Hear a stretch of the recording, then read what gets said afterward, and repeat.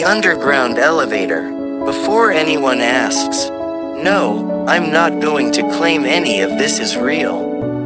Believe me, don't believe me, doesn't matter. I'm writing it because I haven't slept properly in 3 years and maybe putting it somewhere will help. For context, I served in the military for 8 years. Most of that time was completely normal. Logistics, security details, boring base assignments. The kind of service where your biggest enemy is paperwork and bad coffee. Then I got transferred. Officially, the place didn't exist. The paperwork listed it as a weather monitoring station located somewhere in the American Southwest.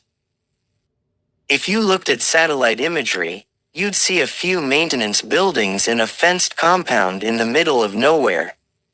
The actual facility was almost a mile underground.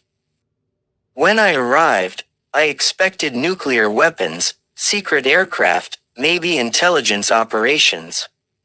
Instead, during orientation, a captain stood in front of 20 new personnel and said, "Everything you've learned about threats is incomplete." Nobody laughed. That should have been the first warning sign. The elevator ride down took almost 9 minutes.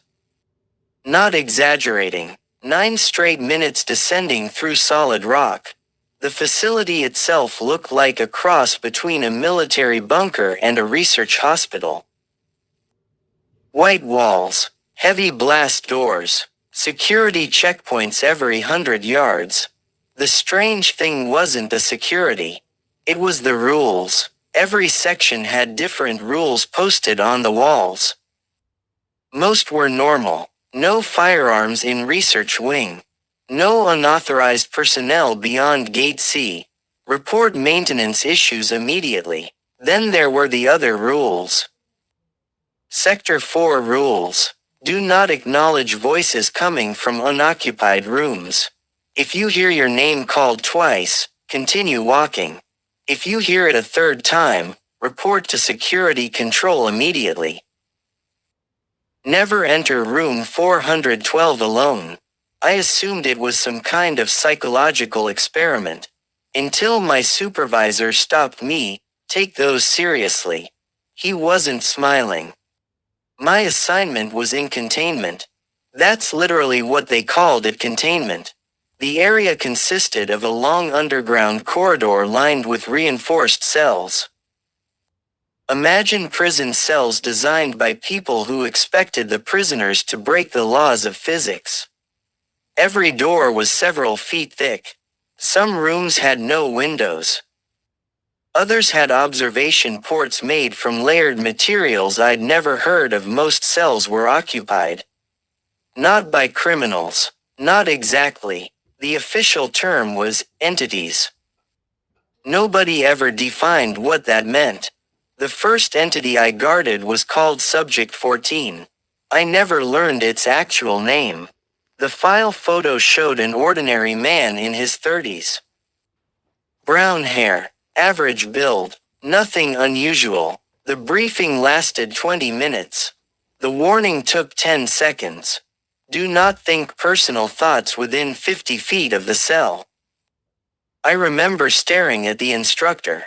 What? Do not think personal thoughts. How exactly am I supposed to control that? You'll learn. I thought they were joking. Then I worked my first shift. Subject 14 sat quietly in the center of his room reading a book. That's all, just reading. For 2 hours nothing happened. Then I started thinking about my younger brother. No reason, just one of those random thoughts you have during a boring shift. A memory surfaced of us fishing when we were kids. The instant the memory appeared in my head, Subject 14 looked up from his book. Directly at me, smiled, and said, "How's Daniel doing these days?" I froze. My brother's name was Daniel. Nobody at the facility knew that. I hadn't spoken out loud. I hadn't even moved. The subject smiled wider, then went back to reading. I requested reassignment that same day. Denied. Instead, they sent me to training. Apparently Subject 14 could read surface-level thoughts. Nothing dramatic, nothing deep, just whatever happened to be at the front of your mind.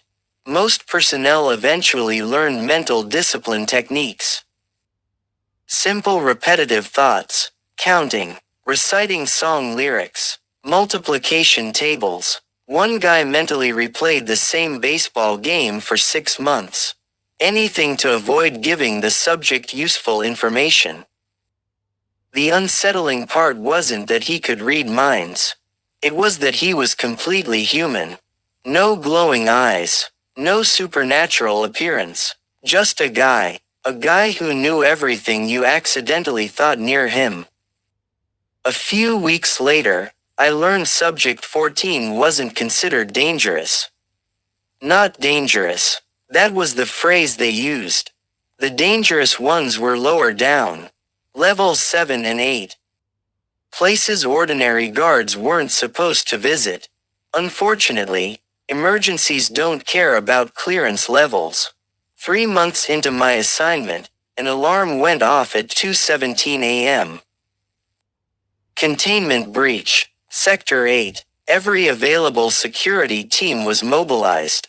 I remember the atmosphere changing instantly. Veteran personnel who normally joked around suddenly looked terrified. One lieutenant actually crossed himself before entering the elevator. Nobody made fun of him. The ride down felt different. The deeper levels were older. The walls weren't white anymore. They were bare concrete. Everything looked heavier, more permanent, like a prison built for things that should never leave. The breach turned out to be minor. A power fluctuation, no escape, no casualties. But while we were there, I saw cell 8 to 12. I'll never forget it. The observation window had been covered with steel plates. Not cracked, not damaged, covered intentionally. A sign on the door read, "Do not establish visual contact." I asked my sergeant what was inside. He looked at me for a moment. Then said, "Something that notices when it's being observed." I laughed. I genuinely belly laughed. Because what kind of answer is that? He didn't laugh back. He was very unimpressed at my poorly timed humor. Several days later I learned more. Not officially, unofficially. The way rumors spread in isolated places. Apparently the thing in 8 to 12 wasn't physically dangerous. At least not immediately. The problem was awareness. The entity could detect observation. Any observation. Direct sight, camera feeds, photographs, drawings, even descriptions detailed enough to mentally visualize it once it became aware that you had perceived it. It became aware of you. Permanently. No matter where you went. No matter how far away. It knew. I thought it was nonsense. Then I noticed something strange. Nobody ever referred to it by name. Not once. Months passed. My assignment settled into routine. Guard duty, training, inspections. The bizarre became normal. Humans adapt to anything, even impossible things. Then came the incident everybody still whispers about. Subject 27. Subject 27 looked like a woman in her 20s. Average height, black hair, calm demeanor, nothing remarkable. Her file contained one instruction highlighted in red. Do not engage in conversation. Simple enough. Until she started talking. One evening, while I was posted outside her containment room, she looked up and asked, "How long have you been here?" I ignored her. Training said never respond. A few minutes later she spoke again. "Your mother worries about you." I remained silent. Then she said something that made my blood run cold. A sentence I'd heard exactly once in my life. Something my grandmother told me before she died. A phrase nobody else knew. Not my friends. Not my family. Nobody. Subject 27 smiled. She misses you. I immediately reported the interaction. The response was alarming. Not because they were surprised.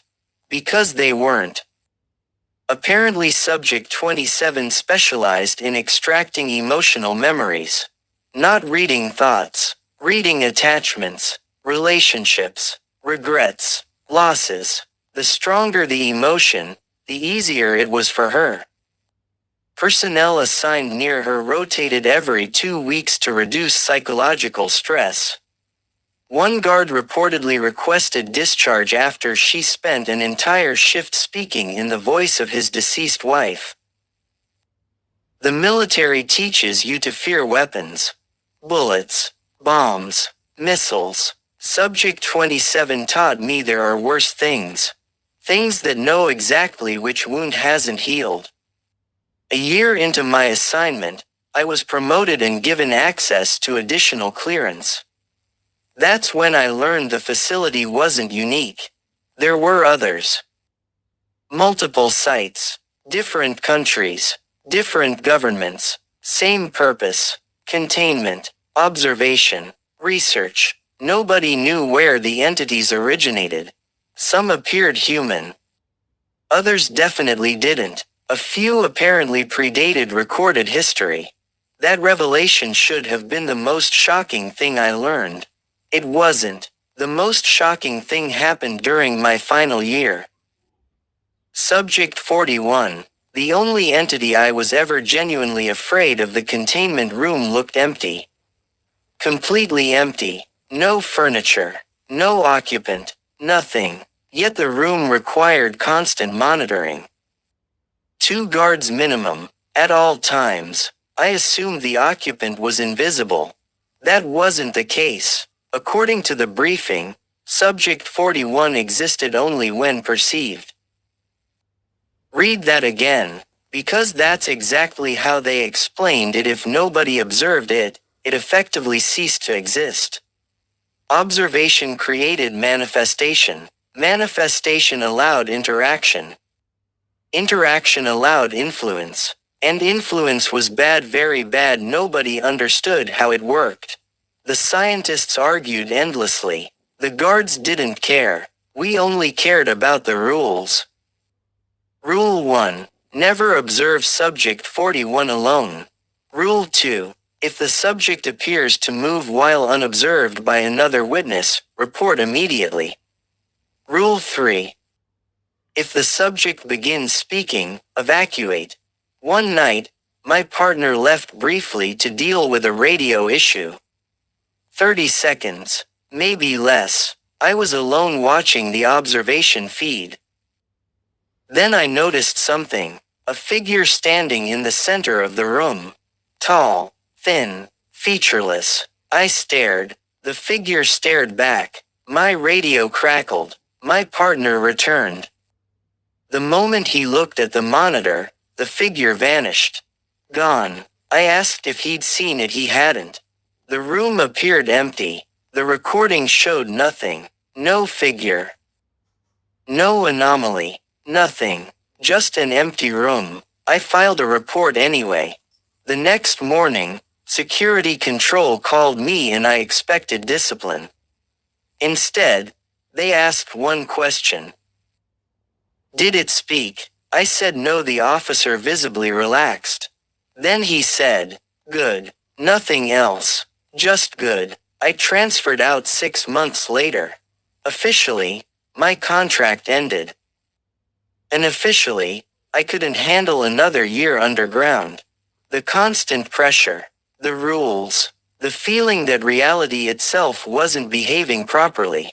It wore people down. Some adapted, some didn't. A few years have passed since then. I live a normal life now, at least mostly normal. But occasionally strange things happen. Things I can't explain. Things that remind me of that place. Sometimes I'll think about subject 14 and suddenly remember details I never consciously noticed. Sometimes I'll dream about corridors that don't exist on any blueprint. Sometimes I'll wake up convinced somebody is standing in the corner of my room. Watching, waiting, gone when I turn on the light. Maybe it's trauma. Maybe it's stress. Maybe spending years guarding things humanity wasn't meant to understand leaves marks. Who knows? But there is one memory I can't shake. One final detail. On my last day, an older sergeant pulled me aside. He'd worked in containment for nearly 20 years. The kind of man who never looked surprised by anything. Before I left, I asked him a question. A simple one. What was the worst entity here? He thought about it for a long moment. Then shook his head. No, what do you mean? You keep assuming the entities are the prisoners. I remember laughing. Well, yeah, the sergeant looked down the hallway. Toward the elevators leading deeper underground. Far deeper than I'd ever been allowed to go. Then he said, "Kid, if you ever find out what's on the lowest level." He paused. Pray it's still contained. And that was the only time in 4 years I ever saw him look afraid. Thank you for listening to Sharp Stories.